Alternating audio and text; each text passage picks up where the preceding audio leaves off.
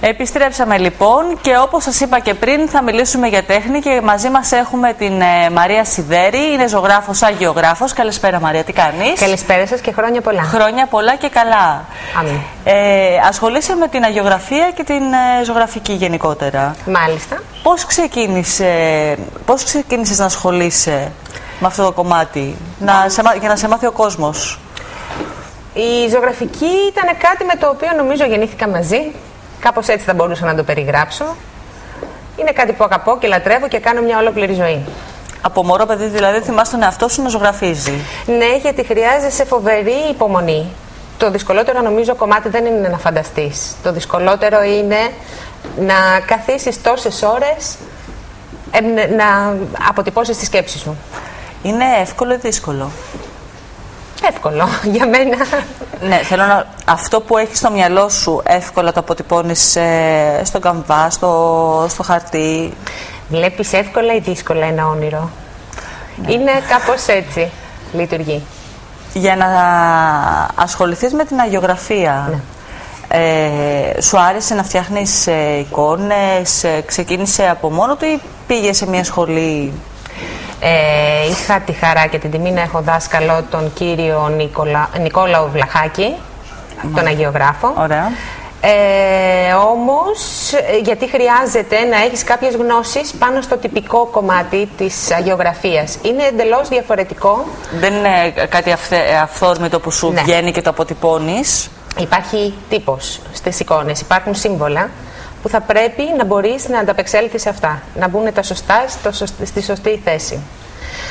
Από εκεί και πέρα όμως η ζωγραφική με την αγιογραφία δεν έχει καμία σχέση. Βλέπουμε και παράλληλα κάποια έργα σου. Μάλιστα. Βλέπουν οι τηλεθεατές. Βλέπουν νομίζω αγιογραφία, ζωγραφική και την θρησκευτική ζωγραφική, ένα κομμάτι το οποίο με έχει απασχολήσει φοβερά. Η αποτύπωση δηλαδή. Θέλει πάρα πολύ δουλειά. Εγώ αυτό που βλέπω δηλαδή πάνω στην αγιογραφία, σε όλο αυτό το κομμάτι που βλέπω τώρα προσεκτικά, έχει πολύ λεπτομέρεια. Ειδικά οι πολυπρόσωπες εικόνες, ναι. Μιλάμε για ολόκληρα εξάμηνα τη ζωή σου για να τελειώσεις μία... Τόσο πολύ? Ναι. Και με άπειρες ώρες εργασίας. Μου κάνει φοβερή εντύπωση.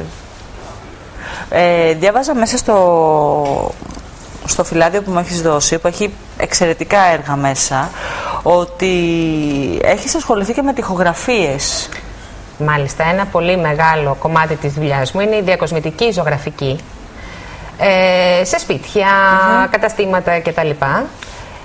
Που έχει μια άλλου είδους δυσκολία. Να προσαρμόσεις πλέον τον χώρο, αυτό που φαντάζεσαι εσύ, με τον υπόλοιπο χώρο του καθενός. Βέβαια αυτό είναι και ανάλογα με τη διάσταση που έχει το κάθε κτίριο. Πόσο περίπου σου παίρνει για να κάνεις μια τοιχογραφία σε ένα σπίτι, σε ένα μαγαζί, ανάλογα βέβαια και με τα τετραγωνικά που είναι? Ανάλογα με τα τετραγωνικά. Ναι, ένα περίπου. Γύρω στη μία εβδομάδα. Είναι κάτι που δεν μπορείς να καθυστερείς. Ο άλλος μένει μέσα συνήθως ή για κάποιο λόγο βιάζεται. Και γενικά είναι πολύ πιο εύκολο. Νιώθεις πολύ πιο ελεύθερος από τη στιγμή που έχεις ένα μεγάλο καμβά να φτιάξεις κάτι. Μας έχεις φέρει εδώ πέρα κάποια δείγματα της δουλειάς σου. Είναι η μορφή του Ιησού Χριστού. Αυτός είναι ο μαρμαρωμένος βασιλιάς. Όχι, εδώ πέρα αυτά που βλέπουμε είναι από το βίντεο, εδώ πέρα βλέπουμε. Ναι, είναι ο Ιησούς όταν έχει πια τελειώσει πάνω στο σταυρό, έχει πεθάνει. Αυτό που με ενδιέφερε ήταν το μαρτύριο. Όμως, αυτό που βλέπω φαίνεται πολύ ζωντανό. Σε ευχαριστώ πολύ. Ήθελα να δείξω την ανθρώπινη διάσταση, γιατί υπήρχαν και οι δύο διαστάσεις, βέβαια. Οπότε εδώ έδειχνα τον άνθρωπο που πάσχει. Κατάλαβα. Είπες ότι στις γεωγραφίες και γενικότερα στις εικόνες υπάρχουν κάποια σύμβολα, υπάρχουν κάποια στάνταρ που πρέπει να υπάρχουν πάνω στον πίνακα. Μάλιστα. Αυτό μου είπες ότι χρειάζεται πολλές φορές και 6 μήνες να ολοκληρωθεί μια εικόνα. Παραδείγματι κάποια από τις εικόνες εκεί που βλέπεις, αυτή είναι η κόρη μου. Σοβαρά? Ναι, ανήκει στα μυθολογικά πορτρέτα. Ασχολούμαι πάρα πολύ με το παραμύθι. Είναι εξαιρετικό. Εδώ την έχω ζωγραφίσει ως κόρη του νερού. Με συγχωρείτε. Είναι ένα παραμύθι από την ισπανική παράδοση. Ήταν νεράιδες. Πολύ όμορφο. Οι κόρες του νερού ήταν νεράιδες οι οποίες όπου περνούσαν έφερναν την χαρά. Και τις καταλάβαινε ο άνθρωπος επειδή ακριβώς έβρισκε κίτρινα λουλουδάκια. Ήταν εξαιρετικό. Και είναι εξαιρετικό. Όχι, μου αρέσει πάρα πολύ γιατί είναι τα χρώματα που αγαπώ και ξέρεις, όταν βλέπεις και ένα κοριτσάκι αποτυπωμένο πάνω σε μια εικόνα τέλος πάντων, είναι πάρα πολύ ωραίο. Αυτό θα μου άρεσε βέβαια και για τοιχογραφία. Βέβαια, αυτό δεν έχει να κάνει, μπορεί να γίνει οπουδήποτε. Άρα δίνουμε και λέμε και προτάσεις, αν θέλετε εσείς, αν χρειάζεστε να κάνετε κάποια τοιχογραφία, αν θέλετε να σας ζωγραφίσει κάποια εικόνα, αν θέλετε κάποιο πορτρέτο. Καλά, δεν τα λέω. Υπάρχει ένα τηλέφωνο, είναι το 6934-647104. Μάλιστα. Καλά το είπα. Μια χαρά. Είναι της αγαπημένης μας Μαρίας Σιδέρη.